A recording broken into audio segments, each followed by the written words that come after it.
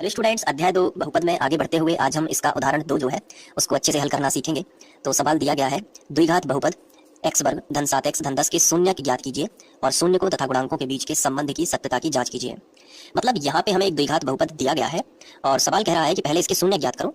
तो जब शून्य ज्ञात हो जाएंगे तो फिर उसकी जांच करनी है किन किन के बीच में, शून्यकों और गुणांकों के बीच में। तो एक सूत्र लगेगा यहाँ पे, हम उसका भी यहाँ पे देखेंगे कि कैसे इस्तेमाल करते हैं। लेकिन सबसे पहले हम क्रम से सवाल को समझेंगे, क्योंकि ये एक प्रकार का पहला सवाल है। अगर ये बन जाएगा तो प्रश्नावली के सवाल आसानी से बनेंगे, एक आइडिया लग जाएगा कि सवालों को करना कैसे है और इसमें कौन सा फॉर्मूला यूज होता है, सब कुछ। और दूसरी बात ये है कि हम इस तरीके से इसको हल करेंगे जैसा आपको बोर्ड परीक्षा में करना है, ताकि आपका एक भी नंबर ना कटे। तो यहाँ पे आपको समझ में भी आ जाएगा और आपके नोट्स भी बन जाएंगे, ठीक है। तो स्टेप बाय स्टेप समझो इस सवाल को। सबसे पहले हेडिंग डाल देंगे हल। इसके बाद जैसे ही ये क्वेश्चन परीक्षा में आता है, मान के चलना है ऐसा, तो सबसे पहले क्या दिया गया है, द्विघात बहुपद x वर्ग धन 7x धन 10। तो अपन लिखेंगे दिया गया द्विघात बहुपद, इस तरीके से हेडिंग डाल देना है, दिया गया द्विघात बहुपद, और नीचे ये द्विघात बहुपद हम लिख लेंगे x वर्ग धन 7x धन 10। अब इसमें हमें ये बताना है, सबसे पहले आप मुझे बताइए कि इसमें टोटल कितने पद है। क्या आप बता सकते हैं इसमें टोटल कितने पद हैं?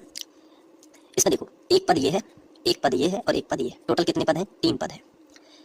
अब शून्यक कैसे ज्ञात किया जाता है, हालांकि इसके ऊपर मैंने सेपरेट एक अलग से वीडियो बना रखा है जिसमें मैंने रेखीय बहुपद और द्विघातीय बहुपद के शून्यक ज्ञात करके बताए हैं आपको। अगर आपने नहीं देखा है तो प्लेलिस्ट में लिंक है, जाके पूरा वीडियो आप देख सकते हो या क्रम से पढ़ाई कर सकते हो।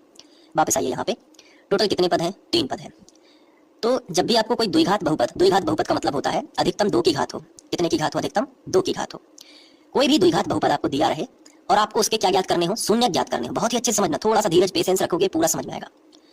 जब भी आपको एक द्विघात बहुपद दिया हो और उसके शून्य ज्ञात करने हो, तो आखिरी वाला जो पद है, आखिरी वाला जो पद होता है उसका गुणा पहले पद के गुणांक में करना है, यानी x वर्ग के गुणांक में। अब आप कहोगे सर, जैसे मैं यहाँ पे लिख लेता हूँ थोड़ा सा समझाने के लिए, x वर्ग धन 7x धन 10। तो आखिरी पद क्या है? 10 है ना। तो आखिरी पद 10 है और x वर्ग का गुणांक कुछ दिख ही नहीं रहा है, तो यहाँ पे x वर्ग का गुणांक कितना मान सकते हैं? 1 मान सकते हैं। बहुत बढ़िया। तो आखिरी पद का गुणा x वर्ग के गुणांक में करना है, तो कितना आया? 10 एकम 10, 10 एकम 10। ये मैंने लिख लिया, ये देखो ये लिख लिया। शून्य ज्ञात करने का पहला स्टेप क्या है, क्या आप मुझे बता सकते हो? शून्य ज्ञात करने का पहला स्टेप है आखिरी वाले पद का गुणा x वर्ग के गुणांक में करते हैं। हो जाएगा आपसे? बिल्कुल। तो कितना आएगा? 10 एकम 10। अब ऐसी 2 संख्याएं खोजनी है जिनका गुणा 10 होता है। कौन कौन सी ऐसी संख्याएं हैं जो आपस में गुणा कर दें तो 10 होता है? देखो, सबसे पहले तो 10 गुणित 1, 10 एकम 10 होता है। और बताइए, आप कहोगे 5 दूनी 10, 100 भी 10 होता है। बिल्कुल सही है। और बताइए, अब आप कहोगे सर 2 पंचे 10, तो चाहे 5 दूनी 10 लिख लो, चाहे 2 पंचे 10 है तो वही बात। तो ये लिख लो चाहे वो लिख लो, एक बार लिख गया तो लिख गया। 5 दूनी 10 एक ही बात है। और बताइए, अब नहीं होता।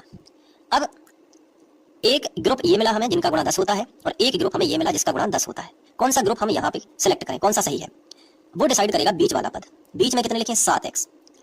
तो वो वाला ग्रुप इन दोनों में से सही है जिनका जोड़ना या घटाना 7 आता हो। तो 10 में 1 जोड़ोगे तो 11 आएगा, 10 में 1 घटा भी दोगे तो 9 आएगा। कभी 7 नहीं आ सकता, लेकिन हमें चाहिए क्या है? 7। क्लियर है ना। तो हम 5 में 2 जोड़ेंगे तो 7 आ जाएगा। हमें धन के साथ चाहिए ना, तो हम धन का 5 करेंगे और धन का ही 2 करेंगे और दोनों में x लगा देंगे, क्योंकि हमें 7 के साथ x भी तो चाहिए। तो 5x और 2x जोड़ने से कितना आएगा? 7x।